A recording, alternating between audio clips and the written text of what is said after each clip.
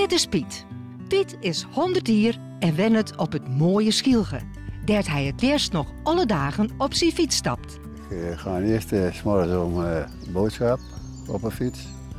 En als het 's middags na het eten, dan stap ik op een fiets. Dan zoek ik er wel wat uit. Links of rechts, elke dag. Ik heb mijn hele leven gefietst. Al die paarden, ik ken heel te schellen. Piet Litjen tast veilig fietsenkist om die 100ste. En daarna. Ik wou dat er wel wat meer fietsten. Dan konden we met elkaar een ritje maken. Je moet het niet verleren. Stap maar op en niet te hoog zitten. Dan red je het wel. Het nieuwe doortrapseizoen is begonnen en wij hebben weer mooie fietsroutes selecteren, speciaal voor de Oude Rijn.